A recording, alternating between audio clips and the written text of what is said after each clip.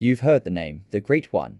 But do you know the story behind the legend? Let's talk about Wayne Gretzky. Born in 1961, he wasn't just good at hockey, he was a prodigy from the start, dominating every level he played. He turned pro in the WHA before joining the Edmonton Oilers in 1979, and that's when things got truly legendary. He didn't just break records, he obliterated them. How about 92 goals in a single season, or 215 points? He led the Oilers to 4 Stanley Cups, creating a dynasty. Then came the trade in 1988, sending him to the Los Angeles Kings. This move single-handedly exploded hockey's popularity across the United States. By the time he retired in 1999, Gretzky held 61 NHL records, including the most goals, assists, and points in history, records that will likely never be broken. His influence on the game is immeasurable. Thanks for watching. Hey everyone, and welcome back to the channel. Today, we're diving into the story of a player who wasn't just great, but was quite literally the Great One. Of course, I'm talking about Wayne Gretzky, a name that's become completely synonymous with hockey excellence. His journey from a backyard rink in Canada to global superstardom is one for the ages, filled with shattered records and moments that forever changed the sport. So, grab your jerseys, and let's skate back in time to explore the incredible career of number 99. Our story begins in Brantford, Ontario, Canada, where on January 26, 1961, a future legend was born. From the moment he could walk, it seemed Wayne Gretzky was destined for the ice. His father, Walter, famously built a backyard rink, which Wayne called the Wally Coliseum. It was here that he spent countless hours, day and night, honing his skills. While other kids were playing for fun, a young Wayne was meticulously practicing drills, developing a hockey sense that was years beyond his age. He wasn't the biggest or the fastest kid on the ice, but he was always the smartest. He could anticipate where the puck was going to be, a trait that would define his entire career. This wasn't just a hobby, it was an obsession. By age 6, he was already playing in a league with 10-year-olds. The age difference didn't matter. He was so dominant, so far ahead of his peers, that he quickly became a local phenomenon. Stories of this pint-sized prodigy spread like wildfire. At just 10 years old, he scored an unbelievable 378 goals in a single season of Pee Wee hockey. 378. That's a number that's hard to believe even in a video game, let alone real life. He was nicknamed the White Tornado for his white gloves and his dizzying effect on opposing teams.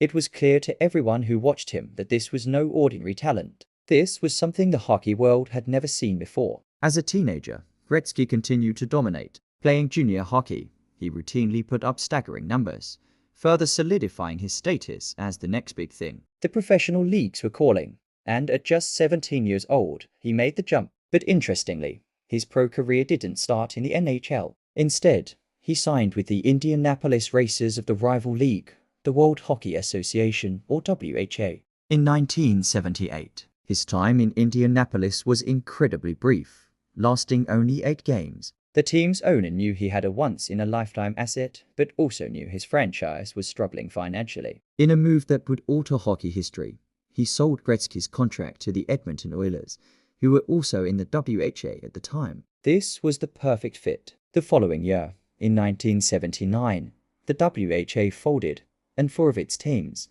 including the Oilers, were absorbed into the NHL. And just like that, the 18-year-old Wayne Gretzky was finally in the big league, ready to take it by storm. He immediately proved he belonged, tying for the league lead in scoring in his rookie season, and winning the Hart Memorial Trophy as the league's most valuable player. It was a sign of things to come, but no one could have predicted the sheer level of dominance that was about to be unleashed. The early 1980s in Edmonton were nothing short of a dynasty, and Gretzky was its undisputed king. Playing alongside other future Hall of Famers like Mark Messier, Jari Kurri, and Paul Coffey, Gretzky and the Oilers transformed hockey. They played a fast, creative, high-scoring style that was thrilling to watch. And at the center of it all was number 99, putting up numbers that seemed like typos. In the 1981-82 season, he did the unthinkable. He scored 92 goals. Let that sink in. 92 goals in an 80-game season, a record that remains untouched and is widely considered unbreakable. He was scoring at a pace of more than a goal per game, a feat that is incredibly rare for even the best snipers. But he wasn't just a goal scorer. He was the ultimate playmaker. His vision on the ice was legendary. He would set up his office behind the opponent's net, an area that became known as Gretzky's office, from where he would dish out perfect passes to his teammates. His assist totals were even more mind-boggling than his goal totals. He didn't just break the single-season points record, he obliterated it. In the 1985-86 season, he tallied an astonishing 215 points. To put that in perspective, in the modern NHL, a player having a 130-point season is considered a monumental achievement. Gretzky did that and then added another 85 points on top. He has more career assists than any other player has total points. That statistic alone perfectly captures his unique genius. With this offensive juggernaut leading the way, team success was inevitable. The Oilers became a powerhouse, a dynasty that ruled the NHL. They won their first Stanley Cup in 1984, bringing the championship to Edmonton and kicking off an era of celebration. They would go on to win it again in 1985, 1987, and 1988. 4 Stanley Cups in 5 years.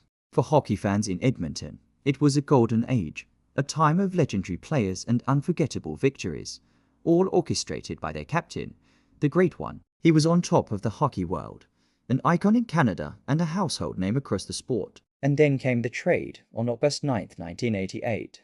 The hockey world was shaken to its core. In a blockbuster move that is still debated to this day, the Oilers traded Wayne Gretzky to the Los Angeles Kings. For Canadians, it was a moment of national mourning.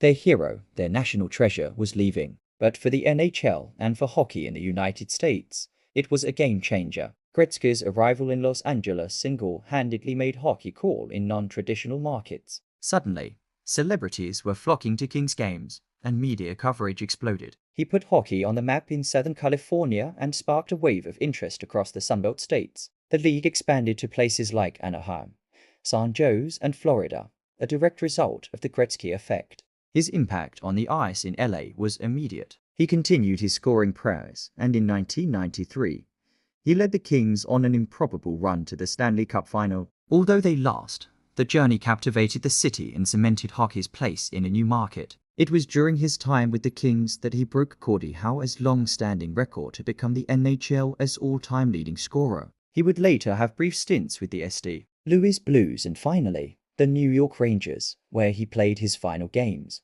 On April 18, 1999, at Madison Square Garden, Wayne Gretzky hung up his skates for the last time. It was an emotional farewell, not just for New York, but for the entire hockey world. Players from both teams stayed on the ice to shake his hand, a testament to the universal respect he commanded. When he retired, his statistics were simply staggering: 894 goals, 1,963 assists, for a total of 2,857 points. These are numbers that are so far beyond anyone else's that they almost seem fictional. He retired holding or sharing an incredible 61 NHL records. The league immediately waived the normal waiting period and inducted him into the Hockey Hall of Fame, and his number, 99, was retired league-wide. No NHL player would ever wear it again, a fitting tribute to a player who was truly one of a kind. Wayne Gretzky's legacy extends far beyond the record books. Yes, the numbers are incredible,